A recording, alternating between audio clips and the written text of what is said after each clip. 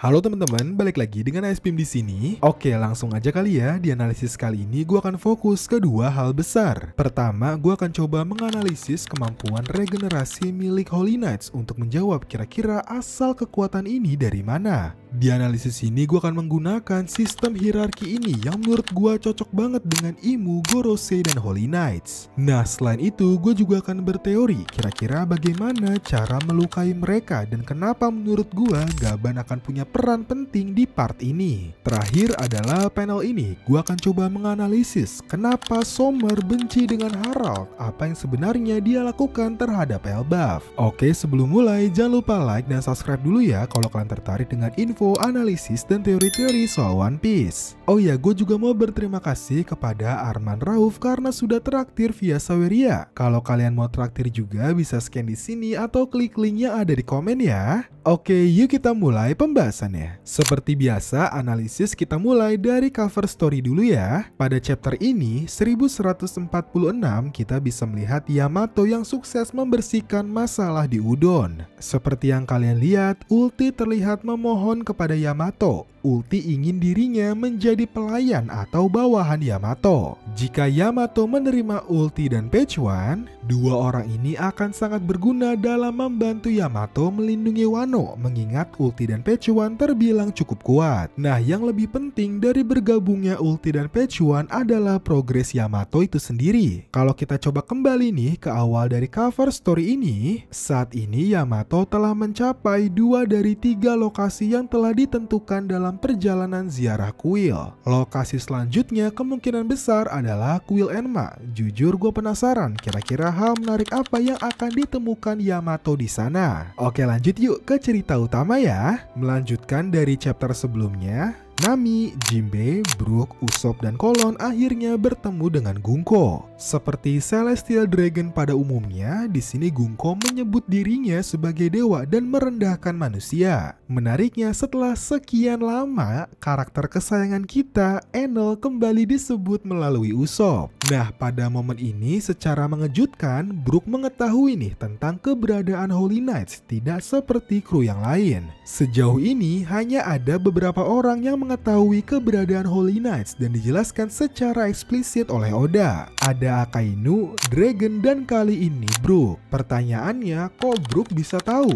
Menurut gua ada 3 alasan. Pertama, keberadaan organisasi Holy Knights tidak disembunyikan, jadi pengetahuan tentang mereka cukup umum untuk kalangan beberapa orang. Kedua, ingat umur Brook itu 90 tahun. Dengan banyaknya pengalaman, gak heran pengetahuan Brook cukup luas. Nah, alasan ketiga menurut gua yang paling menarik. Kalau kalian ingat pada perkenalan Brook, dia pernah mengatakan bahwa pada zaman dulu sebelum bergabung dengan Rumber Pirates, Brook pernah menjadi pemimpin perang di sebuah kerajaan tertentu. Ada kemungkinan kerajaan yang dipimpin Brook pernah berselisih atau at least berurusan dengan Holy Knights, sehingga Brook mengetahui tentang keberadaan mereka. Oke, lanjut. Setelah saling berkenalan, pertarungan pun dimulai. Nami mengeluarkan jurus yang menurut gua menarik banget, bernama Thunder Shark Tempo. Sayangnya serangan tersebut berhasil dibalikin nih sama Gunko dengan anak panahnya. Dari sini kita bisa melihat bahwa buah iblis Gunko juga menarik banget secara defensif.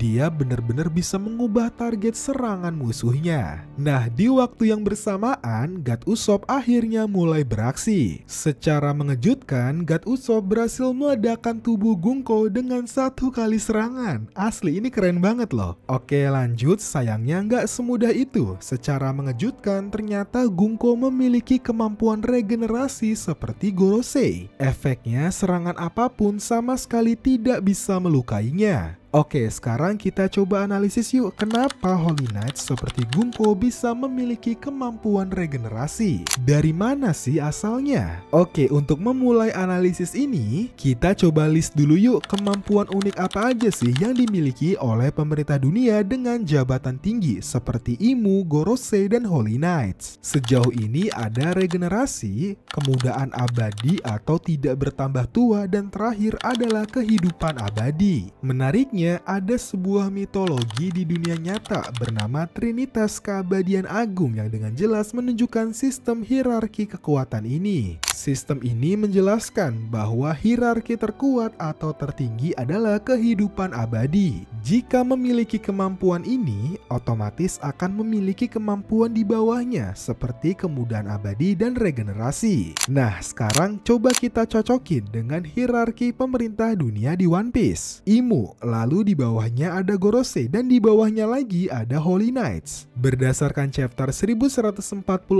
kita bisa melihat Holy Knights memiliki kemampuan regenerasi. Jika memang benar Oda terinspirasi dari mitologi sistem hierarki ini, seharusnya Holy Knights tidak memiliki kemampuan kemudahan abadi dan kehidupan abadi.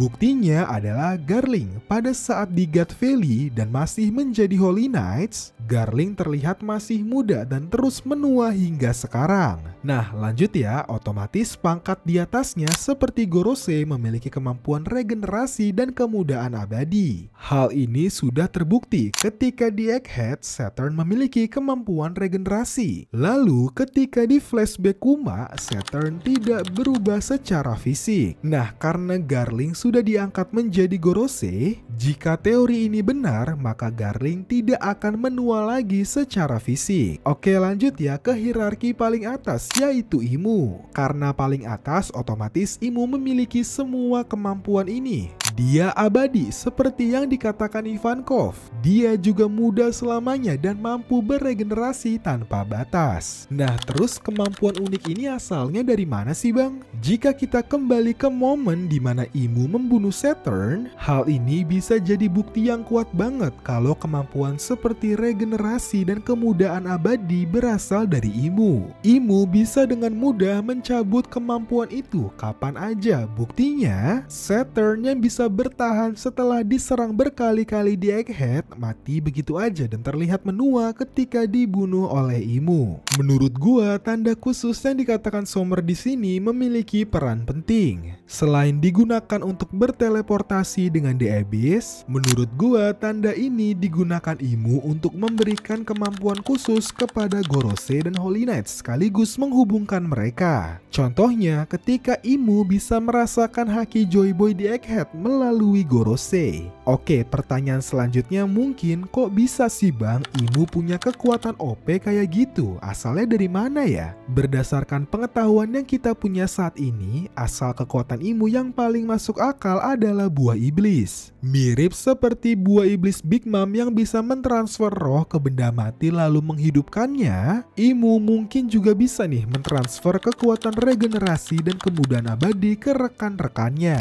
Oke, lanjut ya. Mungkin beberapa kalian ada yang bertanya lagi, kalau kemampuan regenerasi dan kemudahan abadi berasal dari Imu, lalu kemampuan kekal atau keabadian yang dimiliki Imu berasal dari mana? Salah satu referensi yang bisa menjawab ini dan cukup masuk akal adalah pernyataan Ivankov.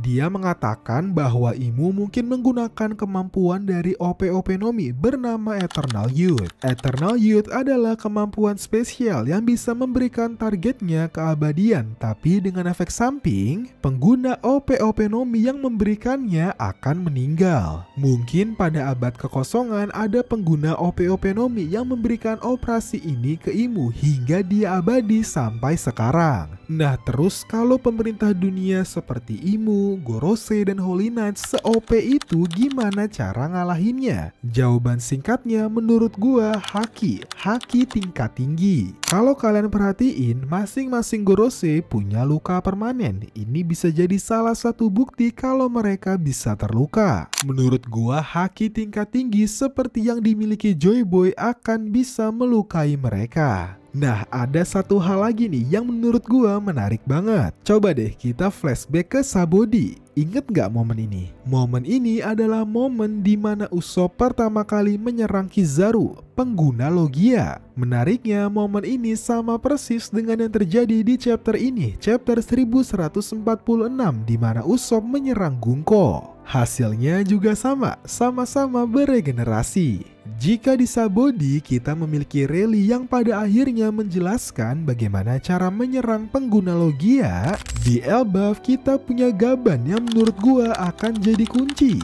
Gaban akan menjelaskan bagaimana cara menyerang Holy Knights yang mampu beregenerasi. Teori ini makin kuat karena kalau kalian ingat, Roger Pirates termasuk Gaban pernah berhadapan dengan Holy Knights di God Valley. Dari momen God Valley, Gaban mungkin menemukan titik lemah para Holy Knights dan berhasil memenangkan pertempuran tersebut. Oke, kita lanjut yuk ke bagian akhir chapter ini yang gak kalah menarik juga. Setelah Gunko berhasil mengacak-acak kelompok Nami dan menculik Holon, di sisi lain Sommer dan Gillingham juga berhasil mengalahkan kepala sekolah dan Saul. Di momen ini juga ada pertanyaan, kenapa Robin gak membantu Saul dan memilih untuk bersembunyi? Menurut gua alasannya simple, Robin adalah buronan pemerintah dunia karena bisa membaca poneglyph. Jadi bahaya banget kalau Holy Knights berhasil menangkapnya. Oke, lanjut ya. Di sini Sommer juga mengatakan hal yang menarik banget. Di sini Sommer kesal banget dengan Harald karena menurutnya Harald seharusnya adalah orang yang membuat para raksasa menjadi prajurit pemerintah dunia. Nah, dari statement ini pandangan gua terhadap Harald bener-bener langsung berubah. Apakah niat Harald sebenarnya baik?